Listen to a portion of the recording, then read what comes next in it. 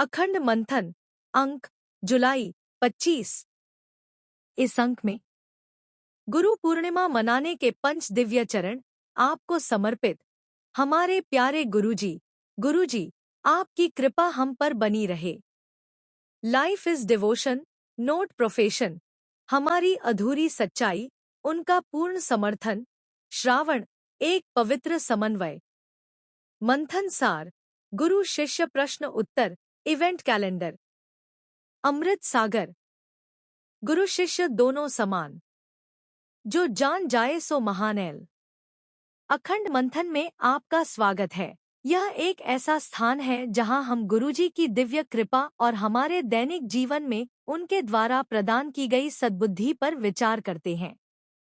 प्रत्येक संस्करण हमारे जीवन की कठिनाइयों और सफलताओं में मार्गदर्शक है और गुरुजी की निरंतर उपस्थिति की याद दिलाता है। आइए हम गुरुजी के सत्य, प्रेम और सेवा के संदेशों को अपनाएं और उनकी गहरी शिक्षाओं के सार को कार्यान्वित करें।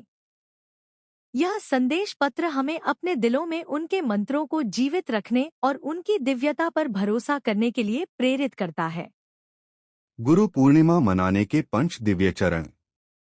गुरु पूर्णिमा का पावन पर्व हम 5 दिन मनाते हैं, तो क्यों ना हम एक क्षमा के रूप में मनाएं। सभी छोटे बड़े से क्षमा मांगकर और सभी को क्षमा करके जब हम गुरु चरण पूजा करने जाएं, तो किसी के प्रति कोई भी बैर नहीं और हमारे प्रति किसी के मन में बैर नहीं। सभी से माफी, सभी को माफी 2 प्रेम के रूप में मनाएं। सभी से प्रेम और स्वयं से भी। गुरुजी का मंत्र से सभी को प्रेम बांटो और प्रेम पाओ। 3 गुरु चरण पूजा। जीवन की सबसे बड़ी उपलब्धि साक्षात सद्गुरु मिलना और चरणों की पूजा का परम सौभाग्य प्राप्त होना। 4 सेवा के रूप में मनाएं। परम पूज्य सद्गुरु जी का मूल मंत्र सेवा। गुरुजी ने सेवा में अपना पूर्ण जीवन अर्पित किया, जिसका लाभ सभी ने लिया, तो क्यों न हम भी सेवा करें और गुरुजी की खुशबू जन जन तक पहुंचाएं। 5 समर्पण के रूप में मनाएं। गुरु चरणों में स्वयं के अहम की आहुति। गुरु पूर्णिमा की हार्दिक शुभकामनाएं एवं आशीर्वाद आपको समर्पित। हमारे प्यारे गुरुजी, यह वह अग्नि नहीं जो भड़के और बुझ जाए, बल्कि वह शांत ज्वाला है जो बनी रह जाए। आंधी और अंधकार में जो थामा हुआ हाथ है, एक ऐसा दिल जो कभी न डगमगाए, ना शब्दों से बंधा, ना पल भर की भावना से, ना चाहत प्रशंसा की, ना नाम की कामना से। वो साथ चलता है, थमता है, देता है, अडिग रहता है, सदा एक जैसा रहता है। वो खामोशी में जीता है, परवाह में सांस लेता है और कोई इनाम नहीं चाहता है, क्योंकि जब प्रेम जड़े गहराई तक फैला ले तो वह अपने आप में पूर्ण हो जाता है। गुरुजी, आपकी कृपा हम पर बनी रहे। ध्यान मूलम गुरु मूर्ति। गुरु इस धरती पर ईश्वर का वह साक्षात स्वरूप है जो हमारा मिलन उस परम परमेश्वर से करवाते हैं। दैत स्वरूप उस ईश्वर का जो द्वैत से अद्वैत की यात्रा को पूर्ण करवाता है हमसे। गुरु प्रकृति का वह स्वरूप है जो सिर्फ और सिर्फ देना जानता है, बदले में बिना किसी अपेक्षा के, बिना कुछ लिए। तो हमारी भी इतनी सी प्रार्थना है गुरुजी की हमारी हर सांस में आपका सुमिरन रहे। हमारा संपूर्ण जीवन ही ध्यान बन जाए और हर आत्मा में आपकी छवि को देखना और हर आत्मा से प्रेम करना आ जाए। मंत्र मूलम गुरु वाक्यम। आपके मुख से निकला हर शब्द हमारे लिए गुरु मंत्र बन जाए। आपके बिन बोले भी हम आपके हर इशारे को समझ पाए और उस अनुसार आचरण को जीवन में उतार पाए। हमारे मुख से सिर्फ और सिर्फ वही शब्द निकले जो आप हमसे बुलवाना चाहते हैं, और जो कुछ आप मार्गदर्शन करते हो, आपकी कृपा से हम उसे आचरण में लाने में सफल हो। पूजा मूलम गुरु पदम। गुरुजी, हम पर बस इतनी कृपा करिए कि हमारा ध्यान हर पल आपके चरणों में लगा रहे। आपके श्री चरणों की सेवा का सौभाग्य मिल जाए हमें। आपके चरणों की धूल हमारे मस्तक पर चंदन है। हम आपके धूली प्रसाद बन जाएं, बस इतनी ही चाहत गुरुजी। मोक्ष मूलम गुरु कृपा। जाहि विधि राखे गुरु ताहि विधि रहिए का भाव जाग जाता है जब हम में पूर्णतया से, यानी जब हम हर परिस्थिति में आनंद में रहना सीख जाते हैं, सुख दुख में संभाव में रहना सीख जाते हैं, जब हम में पूर्णतया स्वीकार्य भाव जाग जाता है और जब हमें कोई भी परिस्थिति विचलित नहीं कर पाती, जब हमारे लिए स्वयं की खुशी से बढ़कर जब औरों की खुशी हो जाती है, देने का भाव जाग जाता है, तब जाकर गुरु कृपा हम पर बरसना शुरू होती है।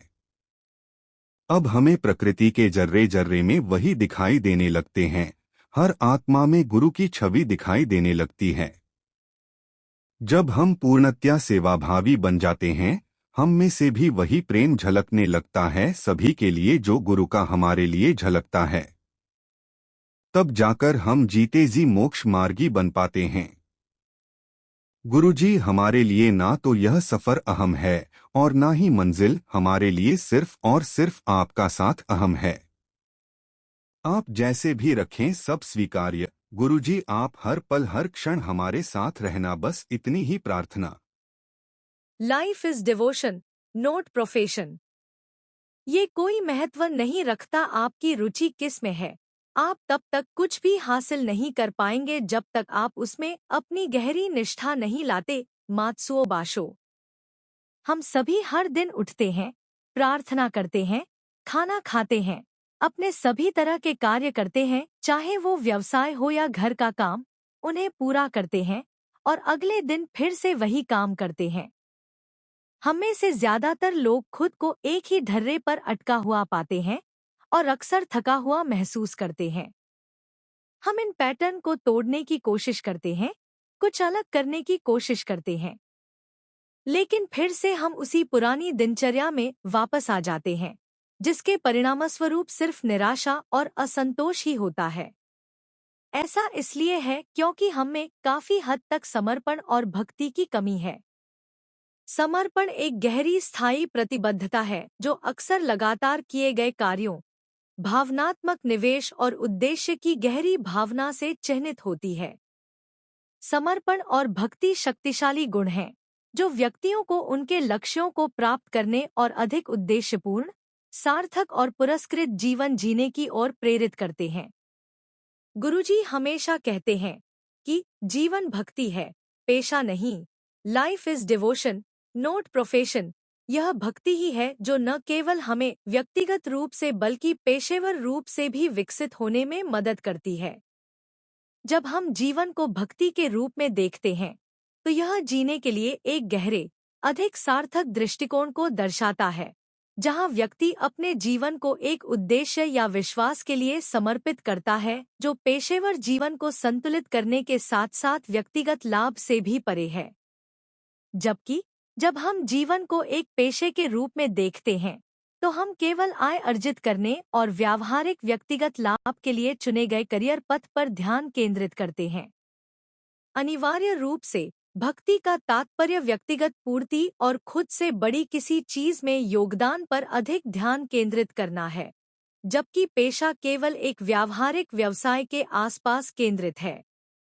गुरु ध्यान से हमारा काम 9 से 5 की नौकरी से कहीं आगे जा सकता है। गुरुजी कहते हैं, हर काम गुरु ध्यान से करो और परिणाम देखो। गुरु ध्यान से करने पर आपकी बोरिंग दिनचर्या भी तृप्ति का एहसास देगी। भक्ति प्रेम और जुनून से प्रेरित होती है। समर्पित होने के लिए हमें प्रेम में होना आवश्यक है।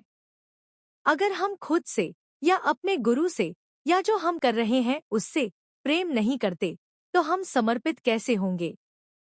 जो लोग समर्पित होते हैं, उनका उस चीज से गहरा भावनात्मक जुड़ाव और सच्चा स्नेह होता है जिसके लिए वे समर्पित होते हैं।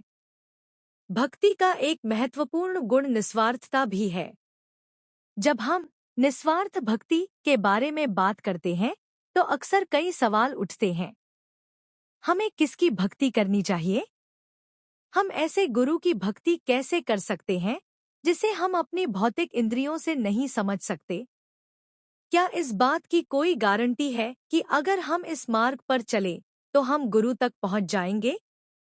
बहुत से लोग मानते हैं कि हमारे पास सिर्फ एक ही जीवन है और इसे भगवान या गुरु की भक्ति जैसी मायावी चीज पर बर्बाद करना अकल्पनीय है। हालांकि सेवा करने और गुरुजी के मार्ग पर छोटे छोटे लेकिन व्यावहारिक कदम उठाने से हम धीरे धीरे महसूस करते हैं कि गुरुजी इस दुनिया के हर कण में, हर मानव शरीर में और हर आत्मा में मौजूद हैं। गुरुजी हमेशा कहते हैं, मैं तुम्हें सेवा में मिलूंगा। जहां भी सेवा चल रही है, तुम मुझे हमेशा पाओगे। इसके अलावा यह एक तथ्य है कि गुरु हमेशा अपने शिष्यों के होते हैं और वहीं वे हमेशा निवास करते हैं। तो आइए हम हमेशा यह ध्यान रखें कि भक्ति या निष्ठा केवल एक भावना नहीं है, बल्कि एक परिवर्तनकारी मार्ग है जिसमें समर्पण, विश्वास और ईश्वर के साथ गहरा संबंध शामिल है। He lights the divine flame that you nurture with devotion. In time, your every atom knows you're not a wave but the eternal ocean. हमारी अधूरी सच्चाई, उनका पूर्ण समर्थन। गुरुजी ने हमसे कभी कुछ मांगा नहीं। असल में वे तो हमसे बस यह पूछते हैं, तुम्हारी सच्ची चाहत क्या है? और हम मूर्ख अपनी लंबी सी धोबी लिस्ट लेकर फिर खड़े हो जाते हैं। गुरुजी शायद मुस्कुराते भी होंगे, लो फिर आ गए लिस्ट लेकर। और थोड़े उदास भी होते होंगे, कब तक ये यूं ही चलता रहेगा?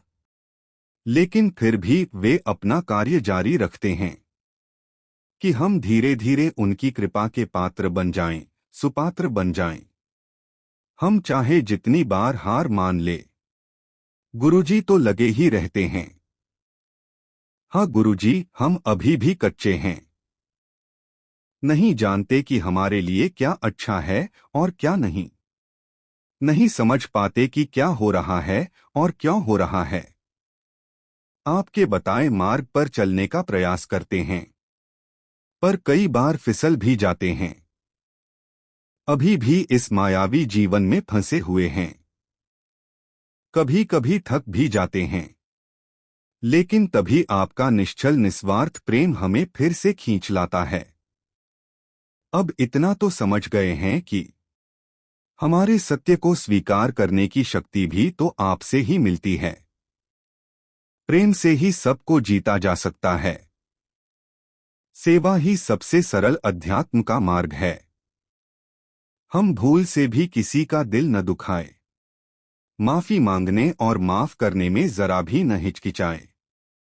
हमेशा विचार, वाणी और कर्म में सात्विकता रखें। स्वार्थ से परमार्थ भला, इस भावना को अपने आचरण में उतारें। गुरुध्यान से ही हमें चलते रहना है। कर और पा कृपा, और जो भी कृपा से मिला है उसे प्रेमपूर्वक बांटना है। हमारी बेफिजूल की मांगे व्यर्थ हैं। काम तो शीश चढ़ाने से ही होगा। अंततः वही मिलेगा जो आप हमारे लिए उपयुक्त समझते हैं। लेकिन हाँ, आपकी कृपा असंभव को भी संभव बना देती है। गुरुजी, आप ही हमारे एकमात्र सच्चे साथी हैं। इस पार भी और उस पार भी। मांगने की ज़रूरत क्या है? खुद के दिल में झांक कर देखो। मैं ही मैं दिखूंगा वहाँ, जहाँ जहाँ होगी सेवा दिल से, मिलने आऊँगा वहाँ दिल से। श्रावण, आत्मा, अनुष्ठान और प्रकृति का एक पवित्र समन्वय। जब मानसून की बारिश मिट्टी को जगाती है और मीठी महक वाली मिट्टी की खुशबू हवा में भर जाती है, तब शुरू होता है श्रावण या सावन का महीना, एक शुभ महीना जो न केवल हिंदू कैलेंडर में बल्कि सनातन धर्म के मार्ग पर चलने वाले लाखों लोगों के दिलों में भी पूजनीय है। जुलाई और अगस्त के बीच पड़ने वाला श्रावण माह गहरी भक्ति, आंतरिक शुद्धि और पारिस्थितिक सद्भाव का समय है। ऐसा माना जाता है कि यह वह महीना है जब भगवान शिव प्रार्थना और प्रसाद के प्रति सबसे अधिक संवेदनशील होते हैं।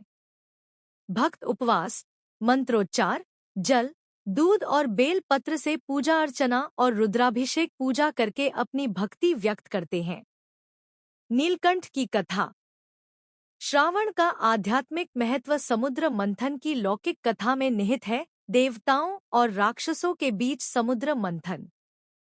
14 दिव्य खजानों के बीच एक घातक विष हलाहल भी उभरा, जिसने पूरी सृष्टि को खतरे में डाल दिया। भगवान शिव ने सर्वोच्च बलिदान के रूप में ब्रह्मांड को बचाने के लिए इस विष का सेवन किया, अपने गले में धारण किया, जिससे उन्हें नीलकंठ नाम मिला। इस विष से हुई तकलीफ और जलन को कम करने और उनका सम्मान करने के लिए भक्तों ने जल, दूध और पवित्र जड़ी बूटियां चढ़ाना शुरू कर दिया। यह अनुष्ठान आज भी जारी है। इस प्रकार श्रावण मास के दौरान शिव भगवान की पूजा है, जो हमेशा अपने अनुयायियों को सभी खतरों और बीमारियों से बचाते हैं और उन्हें अच्छे स्वास्थ्य और सौभाग्य का आशीर्वाद देते हैं। पार्वती की तपस्या। किंवदंती यह भी कहती है कि दक्ष की पुत्री, जिन्होंने अपने प्राण त्याग दिए थे, ने पार्वती के रूप में पुनर्जन्म लिया था। पार्वती ने भगवान शिव को पाने के लिए कठोर तपस्या की थी। भगवान शिव उनकी तपस्या से प्रसन्न हुए और उनकी मनोकामना पूर्ण हुई, इसलिए भी इस महीने का विशेष महत्व है। श्रावण सोमवार का महत्व। सोमवार का प्रतिनिधित्व चंद्रमा द्वारा किया जाता है, जो मन का प्रतीक है। चंद्रमा भगवान शिव के माथे पर विराजते हैं और भगवान शिव आध्यात्मिक साधकों और भक्तों के मन को अनुशासित करने के लिए जाने जाते हैं। श्रावण सोमवार को शिवलिंग की पूजा करने से उनकी विशेष कृपा प्राप्त होती है। पुरुष, महिलाएं, विशेष रूप से अविवाहित लड़कियां उन्हें प्रसन्न करने के लिए इस दिन उपवास रखती हैं। आंतरिक और बाहरी नवीनीकरण का महीना। श्रावण एक महीने से कहीं ज्यादा है। यह एक दर्पण है। जैसे जैसे बारिश धरती को साफ करती है, हमें अपने मन को साफ करने, अपने जीवन को सरल बनाने और प्रकृति की दिव्य लय के साथ फिर से जुड़ने के लिए आमंत्रित किया जाता है। यह विचारों के ठहराव, गहन चिंतन करने और अपने उच्चतम मूल्यों के साथ, आत्मा के साथ जुड़ने का समय है। आधुनिकता की ओर दौड़ती इस दुनिया में श्रावण मास हमें धीरे से याद दिलाता है कि सच्ची प्रगति सामंजस्य में निहित है, स्वयं के साथ, दूसरों के साथ और प्रकृति माँ के साथ। मंथन सार 13 जुलाई 2024। गुरु के सिवा जब तेरे जीवन और तुझ में तू भी हो जाए दूजा, बस उसी क्षण हो जाएगी पृथ्वी पर गुरु पूजा। बड़े गुरुजी जब दादा गुरुजी से मिले तो पहली नजर में ही उन्हें दादा गुरुजी से इतना गहरा प्रेम हो गया, जिसमें उन्होंने अपने जीवन की हर एक सांस अपने गुरु को अर्पण कर दी। अर्पण शब्द का एक एक अक्षर धन्य हो गया, जिस तरह से उन्होंने अपना जीवन अपने गुरु की याद में जिया। उन्होंने अपनी सांसारिक जिम्मेदारियां पूरी करते करते अपनी पूरी जवाबदारी निभाई अपने गुरु के प्रति। अक्सर एक सवाल हम सभी के जहन में उठता है, एल मुर्गी पहले आई या अंडा, कैसे इस सृष्टि का प्रारंभ हुआ? तो इसका जवाब है मालिक की मौज। और उस रचनाकार ने अपनी मौज में इस सृष्टि की रचना कर डाली और अपने कुछ अंशों को एक समूह बनाकर धरती पर भेजा। जैसे मुर्गी अंडा, बीज पेड़, स्त्री पुरुष, और इस तरह प्रारंभ हुआ जीवन इस पृथ्वी पर। और इसीलिए गुरुनाथ है और उसके बिना सब आत्माएं अनाथ है। सब ग्रंथ, सब पाठ अधूरे हैं, गुरु पूरा है। गुरु ना परखने की चीज है और ना ही पूजा करने की, वह सिर्फ और सिर्फ फॉलो करने की चीज है। और असल में तो गुरु वह है जो अपने शिष्य को फॉलो करता है। बहुत सरल है गुरु। बड़े गुरुजी कहते थे, तू माथा टेक तो मैं शुरू होता हूँ, और जब माथा टिकता है तब शुरू होती है मास्टर साइंस गुरु की। गुरु वह होता है जिससे मिलने के बाद शिष्य में आस्था जागती है और फिर गुरु स्वयं उस आस्था को तोड़ता है और फिर बोलता है, अब आकर मिल, और फिर देखता है अब यह किधर जाता है, इधर या उधर, और यह पल जितना शिष्य के लिए महत्वपूर्ण है उससे कहीं ज्यादा गुरु के लिए होता है। गुरु अपने जीवन भर की कमाई अपने शिष्य की ओर देखता है कि वह तैयार हुआ कि नहीं, और हुआ तो भी उसका, और नहीं तो फिर से लग जाता है गुरु उस पर मेहनत करने में। पृथ्वी की कोई ऐसी शय नहीं है जो गुरु अपने चेले पर अप्लाई नहीं करता। हर क्रिया, हर कर्म, हर टोटका, हर ग्रह नक्षत्र उसके ऊपर बजाता है और बेखौफ और बेखट के बजाए चले जाता है। उसको कोई मतलब नहीं कि छोड़ के भागेगा शिष्य या गाली भी देगा। इसका एक ही मोटो रहता है, अपने बच्चों को अपने जैसा बना लेना। गुरु वह होता है जिसको आस्था से भरा हुआ शिष्य पीछे चलता अच्छा नहीं लगता, उसे कंधे से कंधा मिलाकर चलता सेवक बढ़िया लगता है। यह गुरु ही होता है जो अपने बच्चों को सखा बनाकर इतना सरल कर देता है कि वह अपने गुरु के कंधे से कंधा मिलाकर चल सके। गुरु के बढ़िया दर्शन वह है जो उसके चेले में उसके दर्शन मिल जाए। दुल्हन वही जो पिया मन भाए, शिष्य वही जो गुरु में समाए। तो हमेशा सजे रहो सत्कर्मों से, क्योंकि गुरु को तुमको देखना अच्छा लगता है। मोक्ष क्या है? हर आत्मा जन्म लेती है अपने पूर्व जन्मों का हिसाब किताब पूरा करने के लिए, और जब किसी आत्मा के जीवन में गुरु उतरता है तो वह अपने से बच्चे से इतने पुण्य कर्म करवा देता है कि जब यह निर्णय घड़ी पर हो तो इसके फेवर में हो, सब कुछ सब कर्मों से फ्री हो जाए, वह तब जाकर वहां उसे चॉइस ऑफर की जाती है कि वापस जाना है या यहीं रहना है। और यह विकल्प चुनने का विशेषाधिकार मोक्ष है। तुम्हारे साथ ही हूं बिना किसी शर्त के। तय तुम्हें करना है तुम्हारी जिंदगी में मेरी अहमियत कितनी है। गुरु शिष्य प्रश्न उत्तर जारी। मंत्र किसे कहते हैं? मन को जागृत करने का मार्ग है मंत्र। मंत्र से मानसिक शक्तियों का विकास होता है और मन संतुलित और स्थिर रहता है। तपस्या किसे कहते हैं? सत्य, प्रेम, सेवा से परमार्थ के मार्ग पर चलना और जो भी परिणाम आए उन्हें स्वीकारना ही तपस्या है। कलयुग में तपस्या कैसे करें? गुरु वचनों के अधीन रहकर गुरु कृपा से ही तपस्या हो सकती है। माया किसे कहते हैं? मोह और किसी भी चीज के प्रति लालसा रखने को माया कहते हैं। माया में इंसान जकड़ जाता है और परम योग के मार्ग से दूर हो जाता है।